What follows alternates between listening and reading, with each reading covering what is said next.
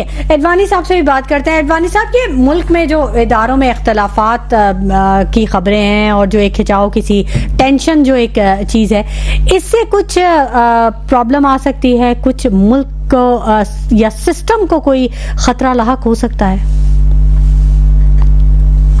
System तो पाकिस्तान में खत्म हो चुका है, एक इनकी लड़ाइयाँ खत्म नहीं होती और सिस्टम पाकिस्तान में क्या है मेरी तो समझ। सर जी, आपने तो आखिरी बात ही पहले कर दी, सिस्टम ही खत्म कर दिया। सिस्टम क्या है मुझे बताएं, पाकिस्तान में क्या सिस्टम है?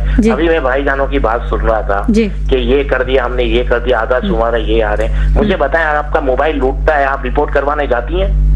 कहाँ से डेटा ये लोग ले रहे हैं मुझे तो ये नहीं पता चल रहा। कौन से डेटा पे ये बात कर रहे हैं कि हमारे पास ये डेटा है, ये है। आपका भी मोबाइल लूट के कोई चला जाएगा, आप रिपोर्ट करवाने जाओगे? 80% केस में तो कोई जाता ही नहीं है। इनके पास कौन सा डेटा है मुझे नहीं पता। हर आने वाले दिन में सिक्योरिटी खत्म होती जा रही है, हर आने वाला दिन पाकिस्तान इनसिक्योर होता जा रहा है। दुनिया की वर्ल्ड की रिपोर्टें आ रही हैं और आप कह रहे हैं कि हमने ये बेहतर कर लिया। सर कहाँ पे सही है? आप अगर हम इंटरनेशनली देखते हैं, हम एक मुल्क की बात करें, हम एक इंटरनेशनली देखते हैं, आप मुझे बताइए फलस्तीन में 40,000 लोगों की शहादतें हो चुकी है एक अंदाजे के मुताबिक। कहाँ सोई हुई है सारी दुनिया? मैं बताऊं आपको, ये जो इसराइल है, एक्चुअली इसराइल नहीं है, ये अमेरिका है और अमेरिका बहुत बड़ी ताकत है। उसके सामने इतना जल्दी आ नहीं सकता कोई।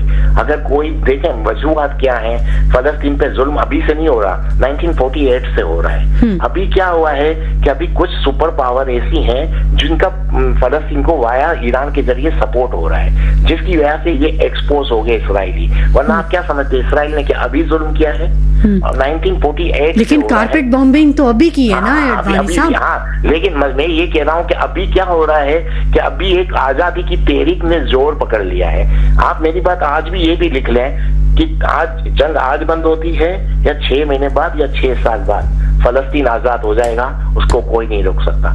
अब वजूहात यही है। अब वो आजाद होता है तो प्रॉब्लम क्या आ रही है मैं बताऊं। प्रॉब्लम ये आ रही है कि अमेरिका की मिडल ईस्ट से पावर खत्म हो जाएगी, तो वो अपनी पावर खत्म होते हुए नहीं देख सकता, इसलिए वो हर हद वोट करेगा। यहाँ तक के कुछ भी हो सकता है, लेकिन रिजल्ट यही आएगा एंड, ये 1 साल बाद हो कि 2 साल बाद हो। तब बाकी रहा दुनिया का। आप कह रही है कि देखे दुनिया में पाकिस्तान जैसा लॉ एंड ऑर्डर किसी मुल्क में नहीं है भाई, इसको पहले आप मान लें। इसकी हर चीज में कंपैरिजन, हमारा प्रॉब्लम क्या है, हम हर चीज को पुरानी चीजों से या हमसे जो बुरे होते हैं उससे कंपेयर करके अपनी इस्लाह नहीं करते।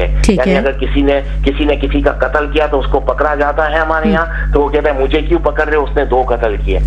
ये वाली सोच खत्म कर दें। ये तो हम पार्लियामेंट में भी देखते हैं मेडवानी साहब। हाँ, तो पाकिस्तान का ये प्रॉब्लम पहले खत्म करें, हम दूसरों से कंपैरिजन करना छोड़ दें, अपने आप को सही करें। हमारे यहाँ एक आम आदमी से पूछे लॉ एंड ऑर्डर अच्छा है हमारे मुल्क में? नहीं है। आम आदमी काम करने के लिए तैयार है? नहीं है। इन चीजों पे आपने अभी एक बात की, थाने बिकते हैं, ये क्या ढकी छुपी बात है? इसमें क्या सच्चाई नहीं है? तो इन चीजों को हम इम्प्रूव करने के लिए तैयार नहीं है और हम उन बातों को ले आते हैं कि अमेरिका में इतनी डकैतियां हो रही हैं, फला मुल्क में इतनी डकैतियां हो रही हैं, वहाँ यहाँ हो रही है। दुनिया में ऐसे मुल्क हैं जहाँ पूरे साल में कत्ल तक नहीं होता। हम उससे क्यों अपने आप को कंपैरिजन नहीं करते? मतलब कहने का हमारे यहाँ प्रॉब्लम्स हैं, इसको हम पहले माने। जब तक हम अपनी प्रॉब्लम्स को या अपनी गलतियों को एक्सेप्ट नहीं करेंगे, बिल्कुल करेक्शन नहीं होगा। बिल्कुल आपने दुरुस्त बात कही कि अपने आप को सबसे पहले नजर करनी चाहिए।